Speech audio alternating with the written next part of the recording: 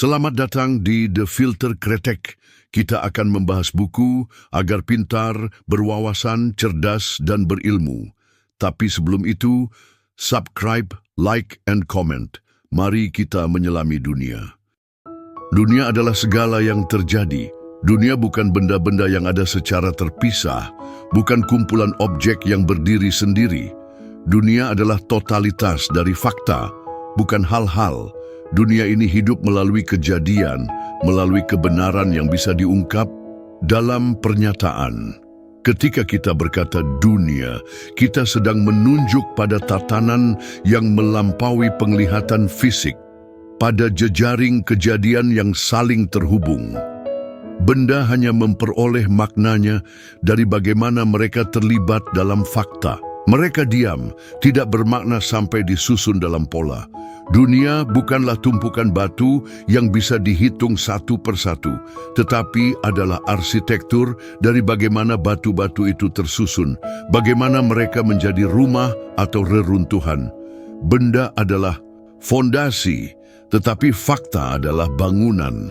Seperti huruf dalam sebuah puisi, mereka adalah unit terkecil, tetapi makna lahir dari bentuknya, dari relasinya. Maka dalam fakta, benda-benda menemukan tempat mereka seperti aktor dalam sebuah adegan. Bayangkan puzzle. Potongan-potongan tidak berarti apa-apa hingga mereka digabungkan. Fakta-fakta adalah gambar akhir. Benda-benda hanyalah bagian yang mencari bentuknya. Dunia adalah pola dari potongan-potongan yang telah menyatu. Apa yang mungkin belum tentu ada. Apa yang ada adalah yang sedang terjadi, dan yang tidak terjadi, meski bisa terjadi, bukanlah bagian dari dunia ini. Maka dunia dibatasi oleh kenyataan, bukan kemungkinan. Tentang gambar, representasi. Dalam senyap pikiran, gambar muncul. Kita melihat dunia dalam bentuk-bentuk miniatur di kepala kita. Dunia yang besar dan ruwet di luar sana, dengan pepohonan, langit, keheningan malam, bisa dilukis dalam sebuah citra, dalam kata, dalam pemikiran. Gambar adalah cermin dunia, namun bukan sekadar tiruan. Ia menyusun kembali realitas dalam bentuk yang bisa kita genggam. Saat kita mengatakan sesuatu, kita sedang menggambar.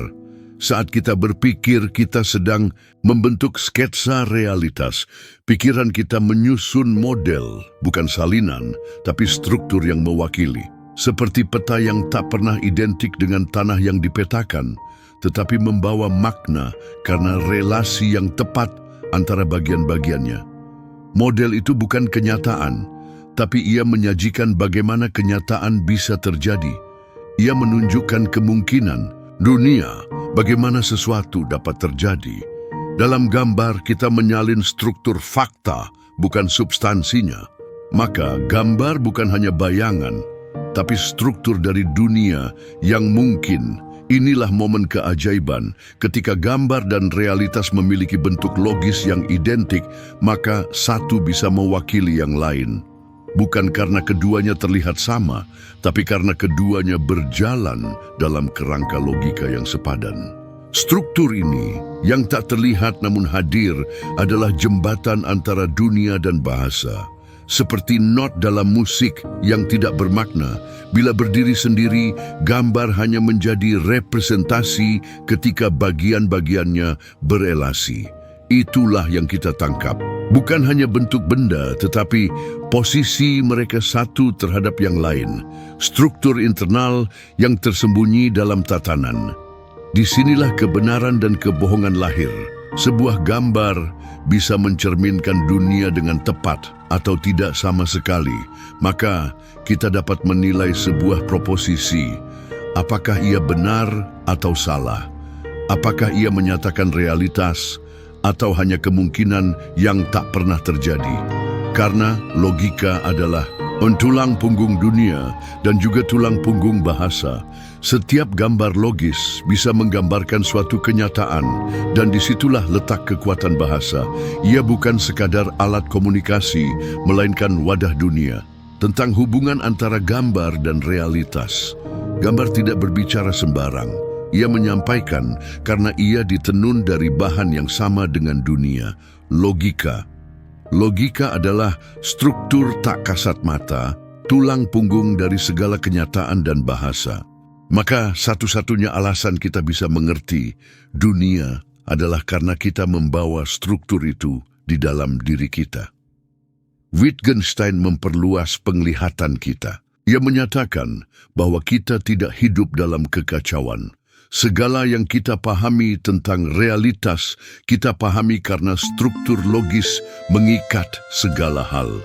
Maka, gambar tidak hanya mengatakan apa, tetapi bagaimana. Dalam gambar ada formasi, ada sistem, dan sistem itu mencerminkan dunia. Saat kita berkata buku itu di atas meja, kita tidak hanya menyebut dua objek, kita juga mengisyaratkan hubungan spasial. Kalimat itu memodelkan dunia, dan yang membuatnya bermakna bukan hanya karena katanya benar, tetapi karena strukturnya meniru hubungan yang ada di realitas. Pikiran bukan ilusi, ia bukan hanya sensasi. Dalam batin, menurut Wittgenstein, pikiran adalah representasi. Ia bekerja seperti gambar.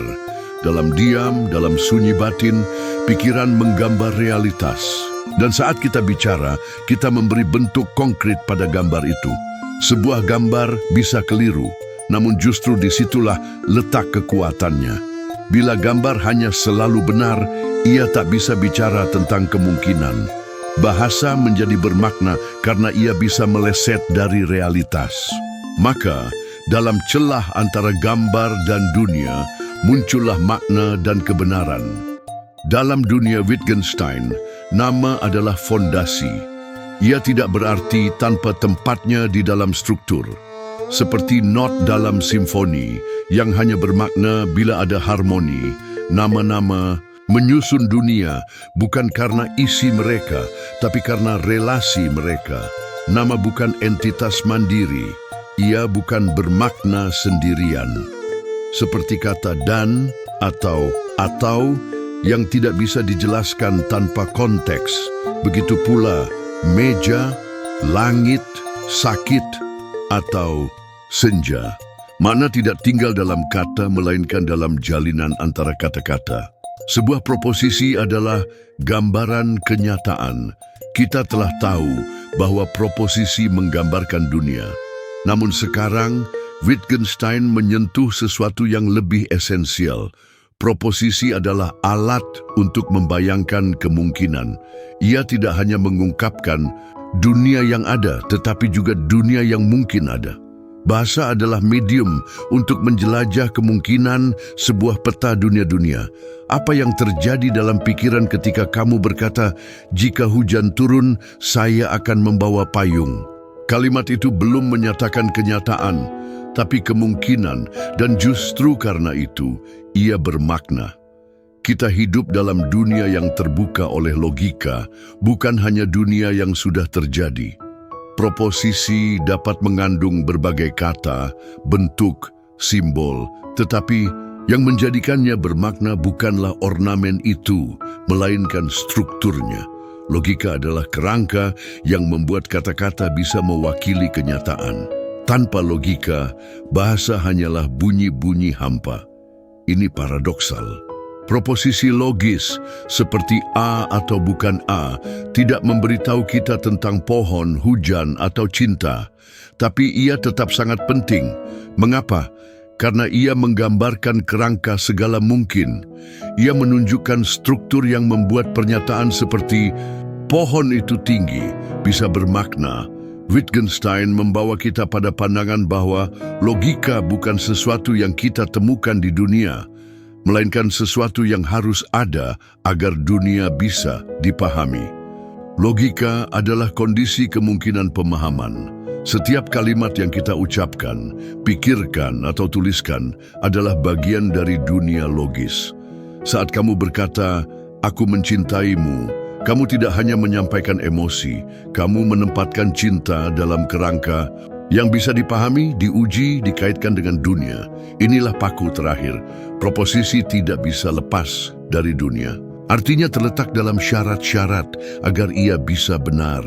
Kalimat salju berwarna merah tidak salah hanya karena itu aneh, tetapi karena syarat kebenarannya, yakni adanya salju yang merah, tidak terpenuhi. Dan disinilah kita mulai melihat batas dari bahasa itu sendiri. Wittgenstein menyiapkan kita untuk melangkah ke wilayah yang tidak bisa dibicarakan, hanya bisa ditunjukkan. Dunia yang dibangun oleh logika ternyata juga membatasi kita, karena tidak semua yang bermakna bisa diucapkan. Proposisi adalah fungsi kebenaran dari proposisi-proposisi elementer. Wittgenstein sekarang membawa kita pada struktur terdalam dari proposisi. Ia dibentuk dari proposisi-proposisi elementer yang bersifat atomik, tak bisa dipecah lagi. Proposisi elementer adalah cerminan langsung dari fakta-fakta atomik di dunia. Proposisi yang lebih kompleks, seperti jika A maka B atau A dan B, adalah fungsi kebenaran dari proposisi elementer tersebut. Artinya, nilai kebenarannya bergantung sepenuhnya pada nilai kebenaran bagian-bagiannya. Ini adalah salah satu kalimat paling revolusioner dari seluruh Traktatus. Dunia bukan terbuat dari kursi, pohon, gunung, atau manusia. Dunia adalah apa yang terjadi. Dunia adalah totalitas fakta. Benda-benda hanyalah dasar dari relasi. Tanpa relasi, tanpa fakta, dunia hanyalah keheningan tak bermakna. Dunia ada karena ada yang terjadi. Dalam setiap kalimat, kita menyusun dunia yang mungkin. Kalimat, dia sedang membaca surat adalah jendela terhadap sebuah konfigurasi fakta tentang seseorang, tindakan membaca, objek yang dibaca. Jika konstelasi ini benar di dunia, maka kalimat itu benar. Jika tidak, maka kalimat itu palsu. Semua kemungkinan dunia dapat disusun dari kombinasi nilai kebenaran proposisi elementer. Dalam istilah modern, ini mengarah pada logika proposisional, di mana seluruh struktur argumen dapat dimodelkan dengan kebenaran atau kepalsuan bagian-bagiannya. Tapi Wittgenstein tidak hanya bicara soal matematika. Ia bicara tentang ontologi, tentang struktur kenyataan itu sendiri. Kalimat seperti A atau bukan A adalah selalu benar, tetapi tidak mengatakan apapun tentang dunia. Mereka adalah cermin dari struktur bahasa dan dunia, bukan isi dari dunia. Inilah yang membuat logika begitu fundamental, karena ia adalah kerangka dari semua pernyataan bermakna. Namun ia sendiri tidak berkata apa-apa tentang isi realitas. Ia hanya mengatakan apa yang mungkin dikatakan. Ini adalah inti dari keseluruhan Traktatus. Apa yang bisa kita pikirkan dan katakan dengan jelas, itulah batas dari dunia kita. Di luar itu ada yang tak terkatakan, tapi bukan berarti tak bermakna. Pada titik ini, kita mulai merasakan ketegangan yang mendalam dalam filsafat Wittgenstein. Bahasa adalah alat yang membentuk dunia kita, tapi sekaligus membatasi kita untuk hanya bisa melihat yang bisa dikatakan. Proposisi logika adalah bentuk dari dunia, bukan isinya. Setelah membahas bagaimana dunia dikonstruksi melalui fakta dan proposisi, Wittgenstein mengingatkan bahwa logika hanya menyajikan bentuk. Ia tidak memberi kita makna. Ia adalah kerangka, bukan kehidupan. Namun sebelum sampai ke kalimat paling terkenal itu, Wittgenstein memulai gerakan yang dalam. Ia menggali wilayah yang tak bisa dipetakan oleh logika, tetapi justru menjadi pusat dari keberadaan manusia.